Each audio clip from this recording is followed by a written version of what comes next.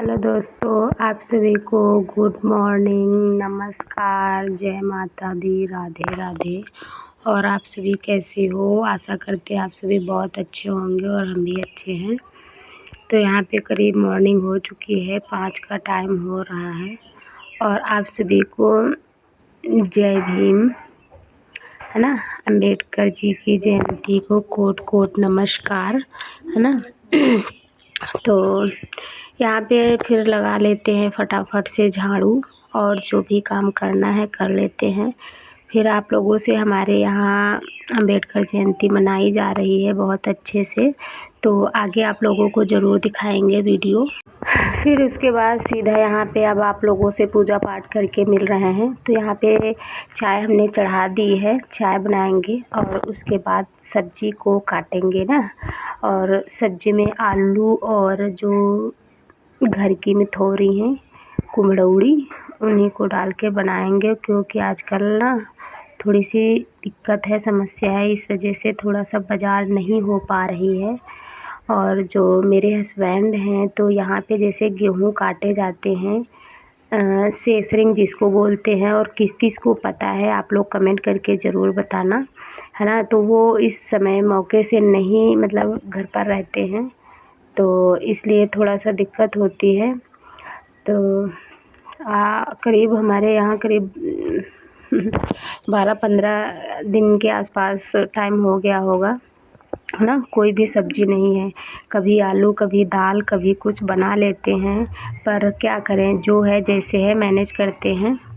तो जय भीम, हम लोग जा रहे हैं जहाँ पे अम्बेडकर जी की मूर्ति रखी गई है, वहाँ पे आज उनकी जयंती है। को हमारे गांव के ग्राम प्रधान माननीय अखिलेश पटेल जी ने जो ऊंचाई प्रदान की है, इसके लिए मैं अपने ग्राम प्रधान जी का सभी की ओर से उनका हार्दिक अभिनंदन वंदन करता हूँ। इतने दिनों से हम लोग इसमें लगे थे, लेकिन आज ये विलासा हमारी 2024 में पूरी हुई है, इसके लिए ये धन्यवाद के पात्र हैं। इसी क्रम में हमारे बीच में श्री राजयोगेश जी मास्टर साहब हैं। मैं उनसे चाहूँगा कि वे बाबा साहब के विषय में हमारे समाज को, हमारे बहनों को, हमारे भाइयों को अपने विचारों से और इतिहास से अवगत कराने का कष्ट करें। आदरणीय मिश्र जी।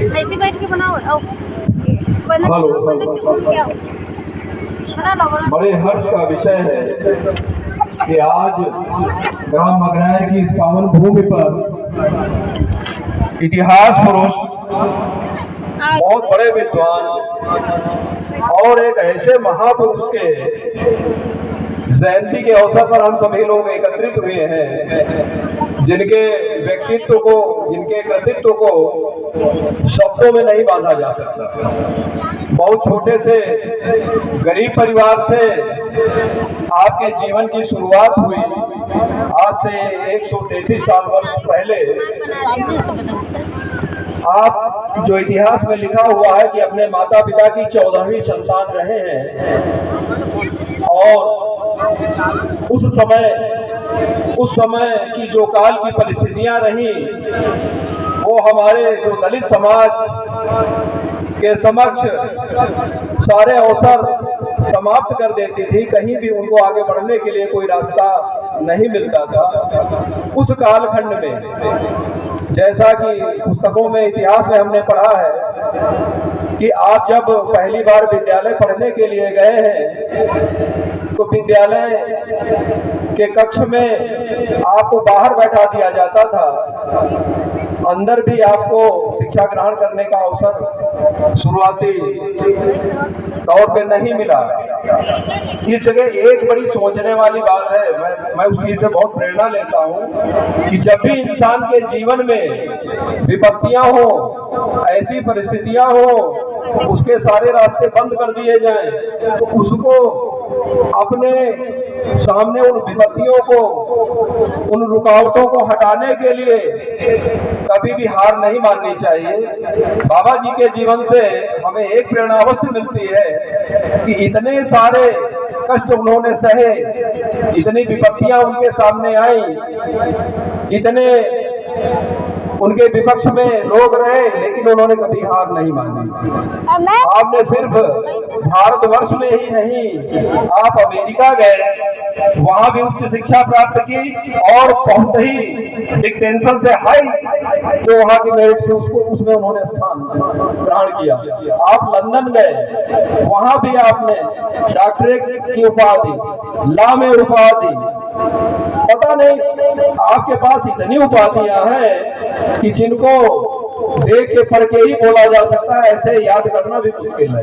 लेकिन वो इतिहास पुरुष हैं, आज उन्हीं की वजह से, उन्हीं की महानता की वजह से, उनके लेखन की वजह से, उनके आंदोलन की वजह से, उनकी सोच की वजह से आपको इतने सारे अधिकार संविधान में मिले हैं। आपके लिए इस देश में जो आपका हक है वो मिला हुआ है।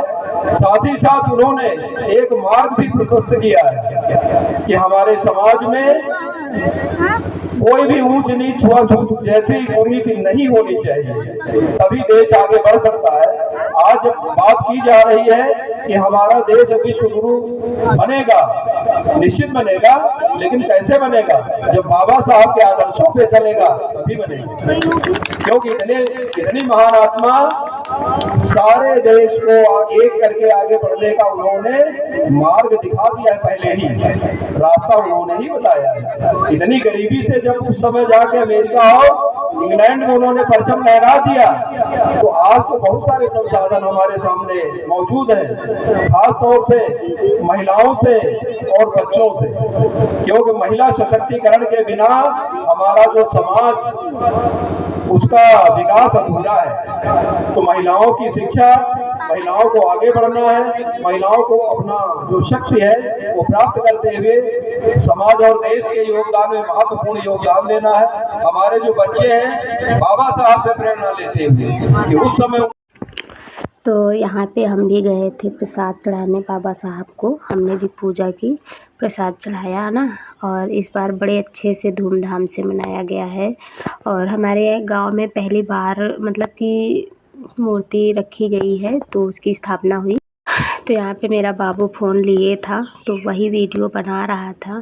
तो क्योंकि पता ना गांव है तो सब लोग गांव के हैं, तो थोड़ा मुँह ढकते हैं। आप लोगों ने देखा होगा आगे कि हम मतलब देखो पूजा कर रहे हैं वहाँ पे, तो आप लोग बस ये चेहरा मतलब ढका रहता है, तो सही से आप लोगों को नहीं दिखा, मतलब कि अपनी शक्ल नहीं दिखा पाए ना, उसके लिए सॉरी। तो यहाँ पे हम पूजा कर रहे थे और बाबू मेरा वीडियो बना रहा था और खाने पीने का भी इंतज़ाम था। उसके बाद आज भी हमारी पूजा कर ली। तो दोस्तों आप लोगों से सपोर्ट की बहुत ज़्यादा ज़रूरत है, प्लीज़ आप लोग मुझे सपोर्ट करिए और कमेंट करके ज़रूर बताना कि कैसा लगा और किस किस के यहाँ अम्बेडकर जयंती मनाई जाती है, प्लीज़ आप लोग ज़रूर बताना। और सच में बहुत अच्छा लगा, और मेरे वीडियो में कोई भी गलती हो तो प्लीज़ उसे क्षमा करना। तो वहाँ से पूजा करके आ गए, थोड़ा सा मुँह ढके थे इसलिए ज़्यादा कुछ नहीं दिखा पाए, उसके लिए सॉरी। प्लीज़ आप लोग मुझे ज़्यादा से ज़्यादा सपोर्ट करिए, आप लोगों की बहुत अच्छा लगा सच में दोस्तों, वहाँ जाके मुझे भी बहुत खुशी हुई। लोगों को नमन करता हूँ और ये संगीत पार्टी से हम सभी को इन्होंने अच्छा ज्ञान दिया, इन सभी को नमन करते हुए मैं ये कहूँगा कि हिम्मत, मैंने देखा राजू भैया प्रधान, किसी ने कहा है इनके पास किसी प्रकार का भय नहीं है और अपनी हिम्मत इन्होंने इतनी दिखाई है। एक इसी बात में एक छोटा सा शायर है, कहते हैं जो समुद्रों में जो जहाजों को डुबा देता है, जो जहाजों को समंदर में डुबा देता है उसे तूफान कहते हैं। जो जहाजों को समंदर में डुबा देता है उसे तूफान कहते हैं, और जो तूफानों से टकरा जाए तो उसे इंसान कहते हैं। तो हमारे राजू भैया को मैं बहुत बहुत हिम्मत वाला मैं समझता हूँ। इनका नाम इतिहास में स्वर्ण अक्षरों से लिख चुका है और मैं यही प्रार्थना करूंगा भगवान तथागत गौतम बुद्ध से और बाबा साहब डॉक्टर अम्बेडकर से, इनका परिवार और इनका समाज सदैव सुरक्षित रहे और तरक्की के शिखर पर पहुंचे। अपनी बारी को इसी बात पर विराम देता हूँ। जय भीम, जय भारत, जय राधे।